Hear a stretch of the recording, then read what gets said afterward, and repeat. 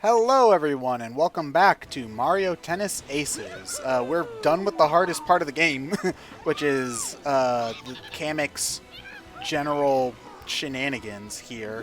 And so Kamek is being a little bitch and didn't even give us the racket. He just dropped it as he left and we picked it back up.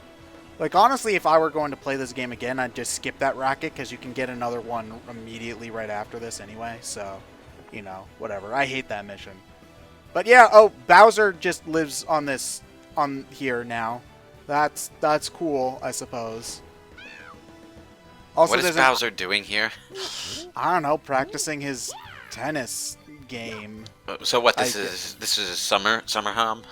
We're just gate crashing Bowser's summer home for no reason. He hasn't even. Well, this is his second one. He's got a place on Delfino Island too. He has lots of homes. Oh, poor Boom Boom is dumb. I kind of feel bad for him because it's like established that he barely knows how to speak a little bit. Also, this is the other annoying thing about this game is that there's the gimmicks, you know, like in this one there's the Mecha Koopas that'll harass you, and only you know, you. Yeah, but only you, which is the big problem because the gimmicks never seem to interact with the other side of the court, which just feels unfair, you know? From what I can remember for most of the other Mario sports titles, everybody else had to deal with the same stuff. Like even the AI. Yeah, even the AI. Like Mario Golf isn't really a good example because they just make up those scores on the fly anyway, because you're not watching everybody Oh, don't else. get me started on the 3DS World Tour. Oh yeah, the AI in that's ridiculous. Well, no, I was up by 5 strokes with 3 holes to go. I parred the rest of the way. The second place behind me got 3 eagles in a row. Oh man. Yeah, yeah. I mean, granted, the online for that was ridiculous too because they took handicap into account. So what people would do for the online tournaments is they would play the tournament in order to figure out what like each course was, because the pin placement and the wind were always the same every time you played the tournament course.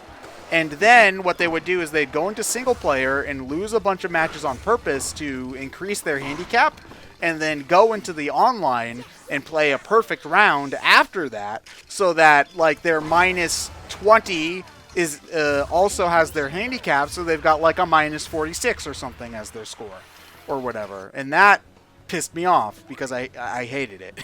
So that does seem pretty underhanded, yeah. Yeah, it's cheating pretty much. They cheated. Why did the game allow that? I don't understand. Probably bad coding, or did they try to make it more fair between good players and bad players? Yeah, well, I mean, there's a reason why the handicap exists. It's just for that kind of tournament, they shouldn't have it. You know, like some tournaments would have handicaps and some wouldn't. Because score handicaps are something that exists in normal golf as well. So, like, I don't have a problem with having it. It's just not for an online tournament like that you need to win in order to get gear, you know. So, yeah, it was annoying. But anyway, yeah, but aside from Mario Golf, like, when you were playing the single player in Mario Baseball, you know, the AI was just as likely to get dicked over as you were. In the other Mario tennis games, like there wasn't really as much of a story mode in the N64 or, well, the N64 game didn't really have a lot of gimmicks either. That was more Power Tour on the GameCube's kind of thing. But that game also but really I'll give it the benefit of the doubt because it first one. Yeah, that's true. And as far as I can remember, the Game Boy Color and Game Boy Advance ones were also pretty grounded until like the very end when it remembers that it's a Mario tennis game. Yeah, so, but at least those had like the RPG elements to keep you going. So is no one going to comment on how Mario, just for this one tennis game, suddenly has the power to spawn invisible air hike wall jump walls? He opens the debug menu. Although, actually, if you liked the Mario, like, because the RPG elements in this game are really limited. Like, you level up automatically, and you don't get to choose where your stats go. If you no. want to, This is bad. Oh, he Nope, didn't do the obvious thing and use his full Nope. meter to counter your full meter. Okay. Yep. Okay. Yeah, but if you want an experience like the Game Boy Color golf and tennis game, Golf Story. Get Golf Story on Switch. It is a phenomenal game. The writing's really funny, and it's got the kind of Weirdness. it's got the weirdness, but it's also got like the actual stats and stuff that like you kind of want from a game like that. Like you can choose to improve drive speed over control and stuff like that, you know, where the kind of choices you had in a Mario sports game. What kind of characters are you playing as in Golf Story? Well, you only have the one character as far as I can tell, but he's a pathetic guy who got divorced and lost everything in his divorce, and he wants to redeem himself by going back to the golf course that his dad used to play at, but the golf course is all run down because the bully that used to steal food from the food truck there is now running the place. And so in order to bring glory back to the golf course, you challenge all the other different golf courses in the area, one of which is run by cavemen, and the other one is run by goth kids who are trying to summon a zombie island and take over a zombie army and take over the entire area.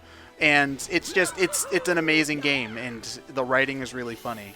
Like there's a mini golf area hidden in the first world where if you go in, all of the people are talking about like saving frames and stuff like that, and so they're basically making fun of speedrunners, and it's really it's the writing in it's hilarious. The only issue I have with Golf Story is that since it's a 2D game, the putting is a little imprecise, but other than that, it's like one of the best golf games I've played ever.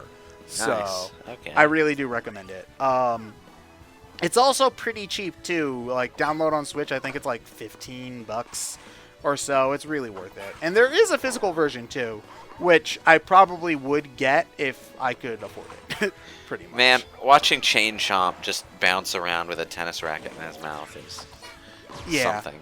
Yeah, like I think this is kind of what we were talking about with the enemies and stuff. Like sometimes having a random Mario enemy be playable is charming, like in the case of Chain Chomp here, or this isn't a Mario sports game, but Piranha Plant in Smash Brothers is insanely charming. But then sometimes you just get other characters that just aren't really that A interesting. random Koopa. Like, yeah, like again, like the random Koopa I don't think is as interesting as like even like the Goomba, because again the Goomba just doesn't have any arms, and so you have stuff like it trying to waddle around in Mario Party or whatever. There's also the Monty Mole in Mario Party. Like that one's a little bit boring too, except for they do the thing like in the whack-a-mole minigame he's looking like freaked out or whatever. Like more stuff like that, like because many of these Mario characters, it just doesn't really make sense for how they would do stuff like that. Like the Chain Chomp, like how would the Chain Chomp play tennis? So when they come apparently not very well, going by this gameplay. It's okay. He tries his best. He's a good like one of my favorite art I saw on Twitter was it's like the Chain Chomp, and he's actually like wearing a tennis outfit. So he's got like a shirt on, but since there's nothing coming out of the armhole, so they're just kind of flopping there or whatever. Like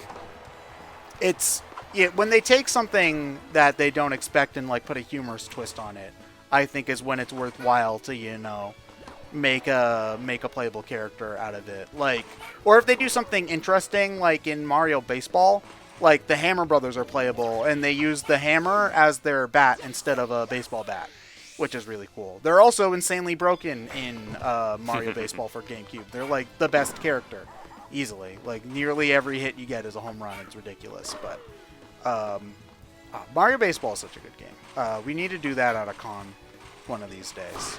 But yeah, like I think that the Chain Chomp was like the big new character that they announced at the beginning when they were showing off this game.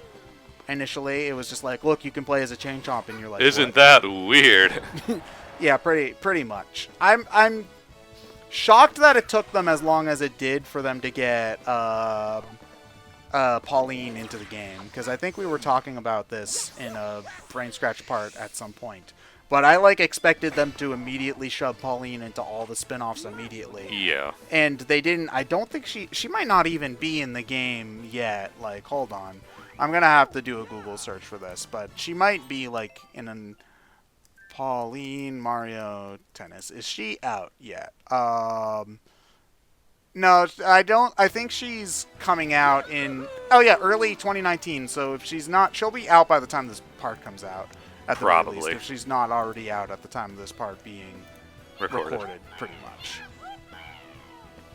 So yeah, the only reason why you do that mission though is for the experience and for the for like a hint about the boss, which isn't really that Useful. much of a hint. Pretty much. Oh wait, no, I think actually the for that one might have been the. Okay, no, I got them confused. Sorry. This one you do for the racket. The other one is for a hint on the boss, but the hint isn't really all that useful because they do have that kind of thing going on in the mansion level, I think, where in order to get a hint on one of the challenges, you have to do a tennis match against Boo. But in that case, like, that's actually a puzzle that you might need a hint in solving, so it feels worthwhile, as opposed to just saying, okay, there's a statue coming up, and it's just like, all right. Okay. I would have heard that if I had just, waited, but sure, thanks, I guess. But yeah, no, doing this one for the racket is definitely worth it because not only do you generally hit better, you also effectively get another life. So that's, I think that's generally, oh, damn it, I suck at video games. Oops.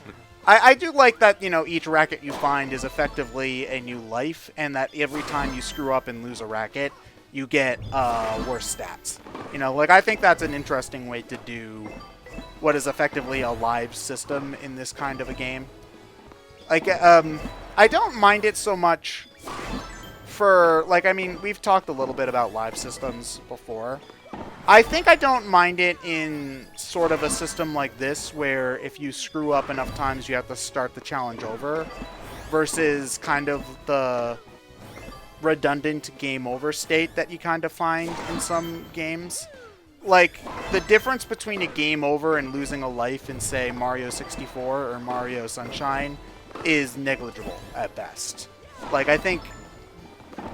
What? Lives literally just don't matter in the platformers after a certain point.